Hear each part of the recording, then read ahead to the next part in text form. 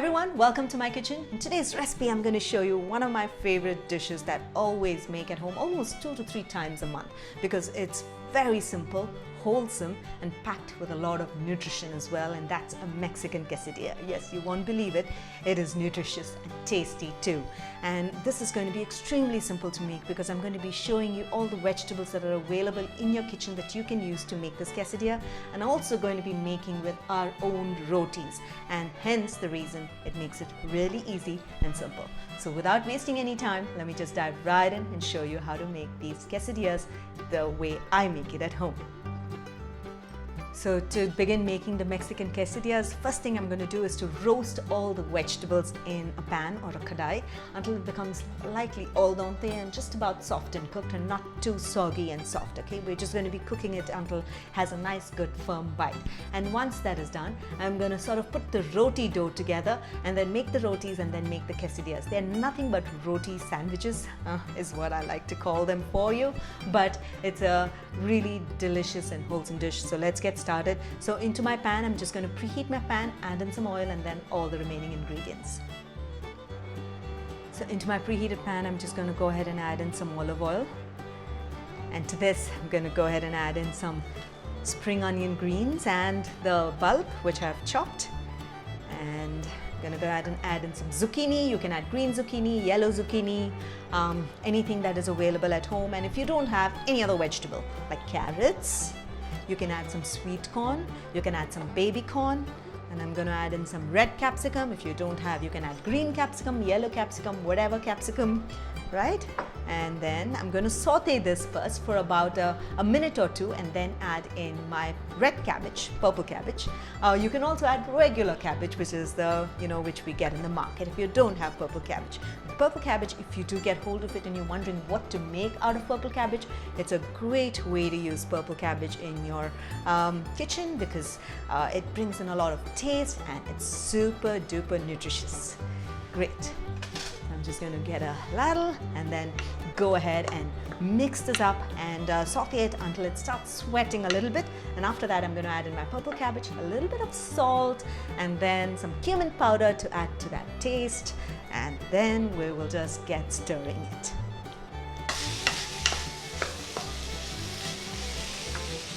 So great, my vegetables have started sweating a little bit. And at this stage, I'm just going to go ahead and add in my purple cabbage, the red cabbage. Just go ahead and add it in. And I'm going to add in a little bit of salt. So now when I add the salt, the vegetables will start sweating just a little bit more. And for the quesadillas, it's extremely important that you chop the vegetables fine, okay? And because it becomes easy to stuff into the rotis or the tortillas that we're going to be making. And well, if you don't want to be making the rotis for the quesadilla, if you have tortillas readily available, then go ahead and use them. And if you have leftover rotis that you've made, you can go ahead and use them to make these quesadillas. And I'll show you that. We're going to get there very soon. So right now, we're just going to be stir frying this until the vegetables soften a bit and has a good bite. Okay, it is cooked, but it has a nice bite to it. Look at those colors, don't they look so pretty? I love making my vegetable quesadillas or any type of dish very colorful. Colors add a lot of good nutrition into our diet. It's important to include a lot of colorful fruits and vegetables into our diet, and this is a great way. Children absolutely love this dish because it's got some vegetables, it's got some roti, it has a lot of fiber, and then you're also going to be adding some cheese to give it that taste and touch of the Mexican cuisine. Okay, and we'll just saute this for another 3 to 4 minutes. This should be done. And after that, I'm going to sort of season it with a little bit of tabasco sauce, which is a hot sauce, and some cumin powder, and then keep it aside. So I covered the pan, and so it fastens the cooking process. And the vegetables have started sweating, and this is just perfect. And I gave it a bite as well, and it's perfectly cooked. At this stage, check if you need to add a little more salt, and if you want, go ahead and add it. And now I'm going to go and add in my cumin powder. Okay, and it adds a great taste. And I'm going to add in some tabasco sauce, just a bit. or more based on how spicy you want your quesadillas to be. Okay, so that's it. Give it a stir, turn off the heat, and the stuffing for our quesadillas are done. Now the next step is to make the rotis. I'm going to show you how to make the dough. You can use ready-made tortillas as I told you, but if you don't, you can use roti. And if you have ready rotis at home, then you can skip the step that I'm going to be showing you. If you don't, let's follow the step of how to make the roti atta as well as the roti. Okay, great. Now to make our rotis into a nice wide mixing bowl or a plate, add in the whole wheat flour. And to this I'm going to go ahead and add in some salt. So it's like making a regular wheat flour roti, okay? And I'm just going to give it a mix, and I'm going to be adding a little water at a time and then making it a nice firm and a smooth dough. And a non-sticky dough is extremely important. So let's just add a little water at a time and first bring all the flour together to make a dough. So the trick to making a good dough is, as you're adding water, ensure that you squeeze out the dough and the flour. So this will help you gauge amount of moisture that is there inside the dough and the atta, right? So because you don't want to be adding too much water, you need to add it little by little. And if you feel that it is hard, then and there's some more flour on the outside that you need to sort of bring it together, just sort of add very little water in your hand and then bring all the dry flour together. And that's how you sort of ensure that you make a nice dough, so you don't end up adding too much water. You just add the perfect amount of water that is needed. So the squeezing is extremely important to sort of figure out how much moisture is there in the dough. It will help you gauge whether it is too much or too little. And as you keep making the roti atta, you will know how to gauge whether there is enough moisture in the dough. Okay, so this is good. It is sticky the moment you notice that it is sticky, but there is a little bit more flour. I'm going to take a few more drops and just get that flour together. There you go.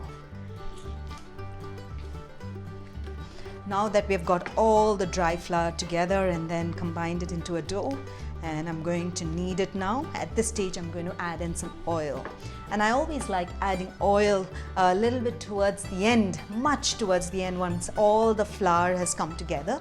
The reason is that's when you know whether your dough is sticky or not, and so you don't end up adding too much oil. You just add the amount that is required, just about a little less than a teaspoon that was. And I'm just going to knead it now and press. The good technique of kneading a dough is to press with the heel of your palm, right?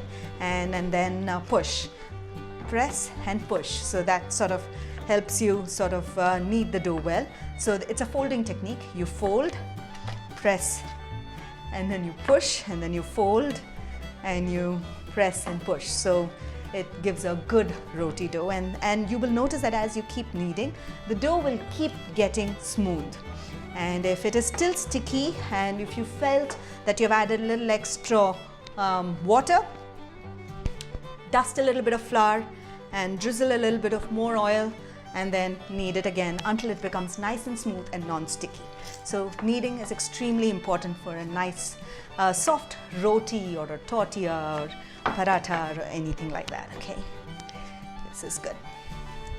So I've got a good roti dough now. So this is great. So now I'm just going to go ahead and divide these into large balls, okay? And that's how large it is.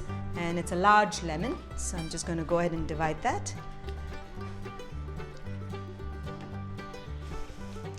So great. So now to roll out our roti. So I'm going to ensure that I make the ball nice and smooth. You don't want any cracks. Okay, so that's just perfect. I'm going to dust it in flour, press it down and dust it in flour. Also dust your surface with a little bit of flour, okay? And that helps in rolling out a nice large roti. And for quesadillas, I'm going to be making a larger roti because it's easier, and I'm going to be cutting it into 3 triangles, okay? So I'm just going to go ahead and make a nice large roti. And if it sticks, just dust a little bit of flour on the top, and you can turn it around and dust some flour at the back as well. So, and then you can roll it out very smoothly. So don't sort of shy away from dusting flour when you're making roti, because that's a good tip. It helps to sort of roll out a roti without getting stuck on the flat surface or on the rolling pin. Okay, great. There you go. This looks good. It's a nice large roti. So notice that it's covering the surface of my entire, base. And this is perfect. Ensure that the edges are not thick. So that's why I'm like rolling it around the edges. And this looks perfect. I'm going to keep this to the side and just roll out another roti, and then we'll cook it in the pan, and then I'll show you how to put together the quesadilla as well. So now I'm ready to cook our rotis, and into my preheated pan I'm just going to go ahead and add in the rotis, and we're going to dry cook them for a bit, okay, until it gets cooked on both the sides, and then we'll be ready to sort of stuff in the roasted vegetables and the grated cheese that I have over here, and then make our quesadillas. So ensure that you cook it on both the sides really well, just like a regular roti. It needs to be a fully cooked roti, okay? So I'm just going to wait for the roti to get cooked on both the sides. I'm just going to keep flipping and turning. You can also make it like a fulka if you have a gas stove, and then turn it around and then cook it on both the sides as well as a fulka too. Great. So let's just wait, and if you don't have a gas, then you can just do it like how I'm doing. And once you notice that there are white spots started coming, you'll notice that it starts forming bubbles, and then you can start flipping and turning and then cooking it on both the sides. Great. Use a cloth if it's too hot, so you can sort of keep turning it around, okay? So a good way to judge whether the roti is completely cooked or not is to ensure that it doesn't look raw, and it should not look raw from both the sides. It needs to be completely cooked, and you will notice that it's quite easy.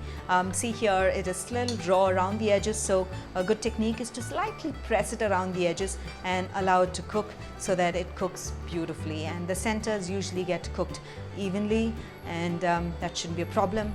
To cook around the edges, sort of just press it down with a cloth and you should be good. Okay, and I'm going to go ahead and flip it over to the other side and press it down a little bit, and notice that it's puffing up, which means it's getting cooked. So it's great. It's cooked on both the sides, and it's got some light golden spots. You don't want it to brown too much, because we're going to be cooking it like a sandwich, like a grilled sandwich in just a bit. I'm going to turn the heat to low right now, and then add in the roasted vegetables, cheese, fold it into a half, and then make the quesadillas. So I've turned my heat to low, and at this stage I'm going to go ahead and spoon in my roasted vegetables. So the two ways you can make it. You can either make two rotis and then sandwich it, or you should do it like the way I'm doing it, because I find this really convenient, okay? So now if you have a tortilla already, or you have some rotis left, so all you have to do is to warm them up like this on the pan, like I did just now, and add the roasted vegetables just to 1/2 of the tortilla or the whole wheat roti, and just spread it in evenly around all, just so that it's just about close to the edges, not completely close. And after that, I'm going to go ahead and add in some cheese. You can add mozzarella, you can add cheddar, processed, any cheese works as long as it melts. Okay, so that's what is important. Cheddar, sharp cheddar is one of my favorites, if at all I can get a hold of it, but otherwise I just use any cheese that is available. And sometimes when I don't have any of the cheeses, what I do is I just put some cheese slices and then make my quesadillas. So now I'm going to fold it, okay? Take it and press it down, and at this stage I'm going to drizzle in some oil on both the sides. You can do butter, you can do olive oil, or you can use any regular oil as well. I'm just going to go ahead and add in some oil, and then I'm going to spread it and then flip it on the other side. The heat needs to continue to be on low to medium, don't keep it on high. And I'm going to, that's about it, and that's it. So now I'm going to toast these quesadillas. A little bit of filling will come outside, don't worry about it. That's perfectly fine. So now just press it so the cheese melts, and the quesadillas will become nice and crisp and roasted on both the sides, and that's exactly how we want. I've just increased my heat a little bit so that it cooks on a little more higher heat now that it's cooked perfectly and it's getting brown. Just going to wait for it to brown beautifully on both the sides, like golden brown in color. And once that is done, our quesadillas will be ready.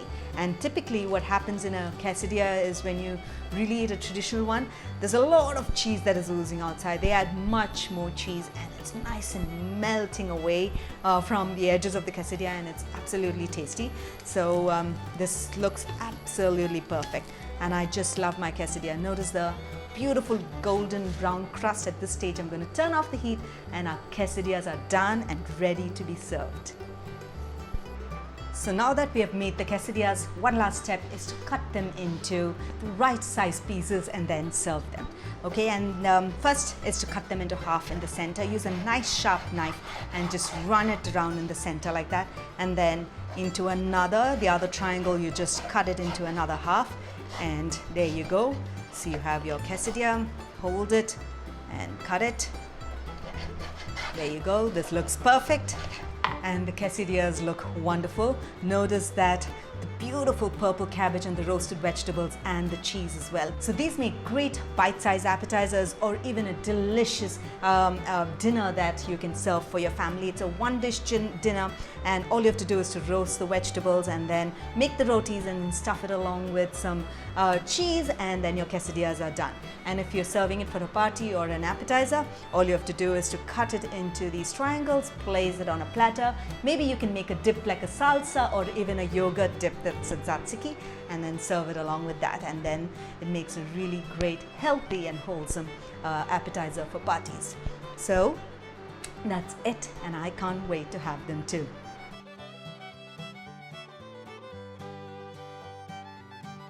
So I hope you enjoyed watching this recipe of how to make this home-style quesadillas.